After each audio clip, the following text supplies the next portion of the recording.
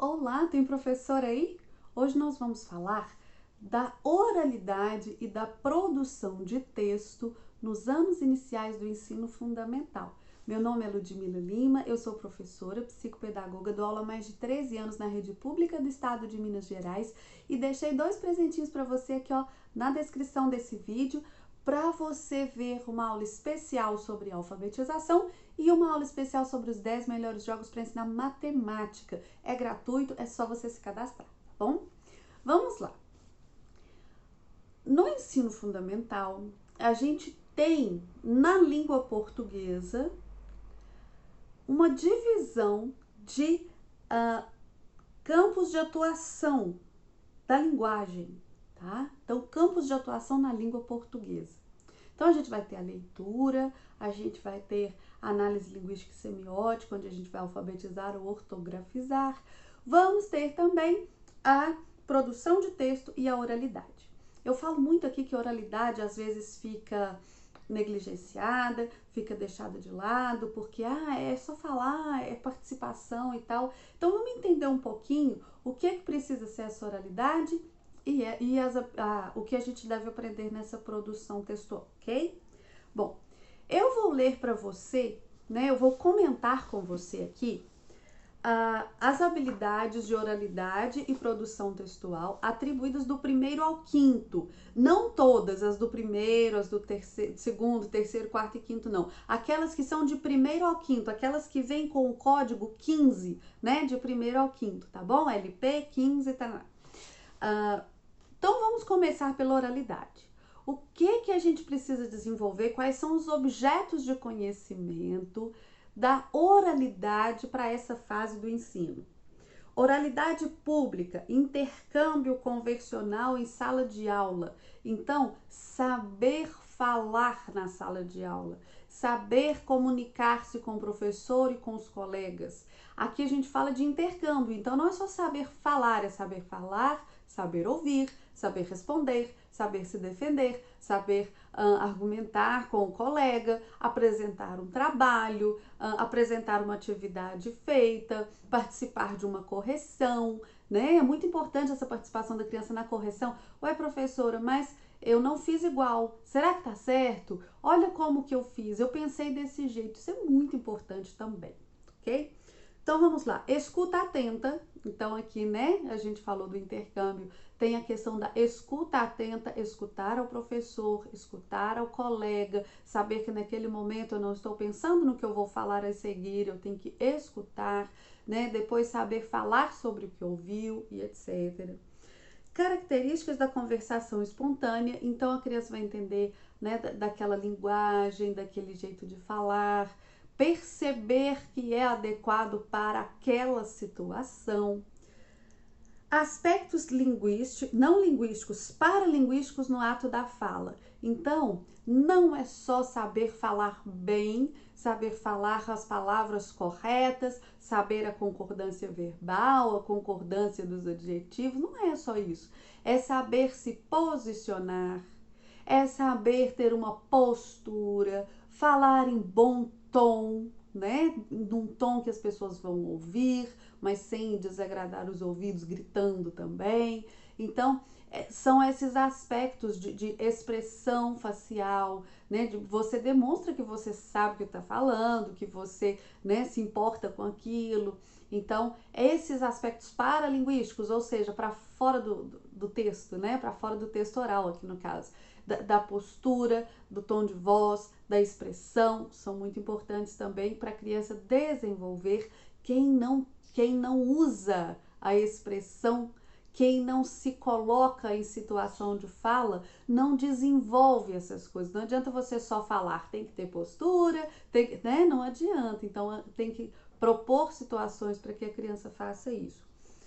Em relato oral, aí aqui a gente está falando de registro formal e informal. Então, a criança tem que saber relatar, contar o que aconteceu. Informal, quando eu conto um caso para o meu colega, e formal, quando eu respondo a perguntas, quando eu relato o que aconteceu em uma experiência científica ali da minha aula, quando eu relato como foi o resultado de uma pesquisa, de uma enquete da sala, a construção de um gráfico, a construção de uma tabela, a realização de um exercício, a realização de jogos, de brincadeiras. Esse relato pode ser formal ou informal e a criança tem que aprender os dois, né, adequadamente. Também tem aqui mais para frente a contagem de histórias. Então a criança saber recontar uma história que ela ouviu, mantendo a coerência, a coesão da história, né? Que às vezes a criança tem essa dificuldade e fica com um monte de aí no meio do texto, e a gente vai desenvolver isso com a criança, certo? Bom, agora vamos à produção de texto. Lá nos objetos de conhecimento, o que está previsto para a produção de texto? Planejamento do texto. Precisa planejar o texto antes. Não que tenha que ser escrito esse planejamento, mas o texto precisa ser pensado antes de ser escrito. Quando nós estudamos lá na leitura a questão dos gêneros textuais, da finalidade, do interlocutor, para quem esse texto está sendo escrito, de onde esse texto pode ser encontrado, das características desse texto, de como que ele se distribui na folha, de como que ele é feito, de como que ele é lido. Quando a gente estuda isso lá na leitura, ajuda a interpretar a leitura, ajuda a interpretar o texto. Mas quando a gente traz para a produção de texto, ajuda a planejá-lo. Então, qual que é o objetivo do meu texto? Para esse objetivo, ele tem que ser curto, ele tem que ser longo, ele pode ser longo. Como que eu tenho que dividir esse texto para que ele fique lógico?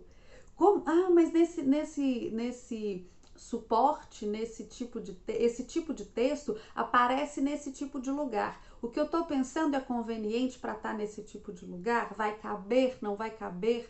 Vai ter interesse das pessoas? Não vai? Essa pessoa que é meu interlocutor se interessa por isso ou não? O que vai chamar a atenção desse meu interlocutor? Então isso é planejar o texto. Antes de escrever, antes de colocar no papel, a criança tem que ter essa clareza do planejamento, para que serve, qual que é meu objetivo fazendo isso, quem que eu quero que leia, onde que eu vou colocar esse texto, onde que esse texto vai ser publicado, vai ser mostrado, né? Então, o planejamento do texto. A revisão do texto também é importante. Então, não só o professor corrigir o texto, mas a criança aprender a revisar.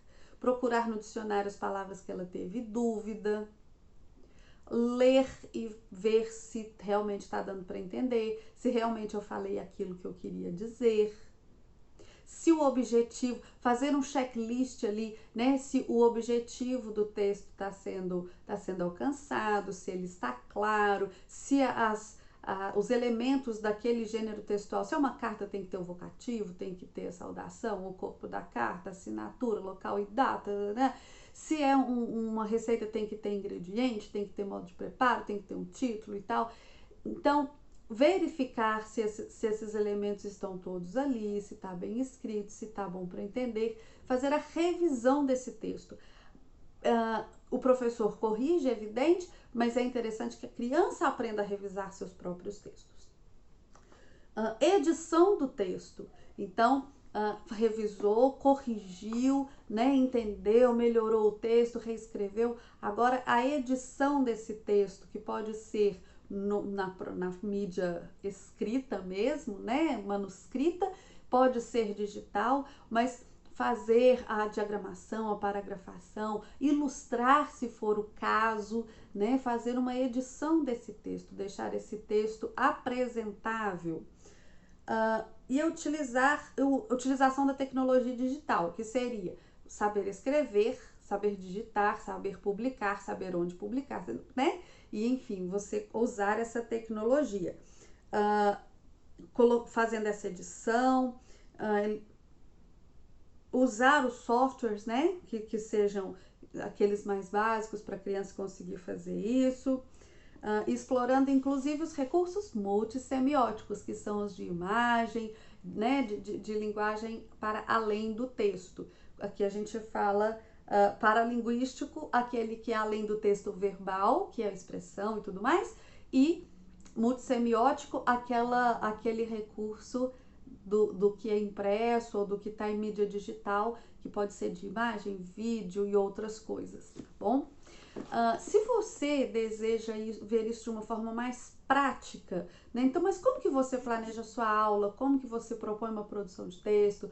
O plano de aula passo a passo, eu vou te convidar para participar do curso de BNCC, porque lá a gente tem a possibilidade de se aprofundar mais e trazer mais para a prática, trazer mais para o plano de aula. Lá tem passo a passo, tem grupo para gente, para tirar as dúvidas, para interagir.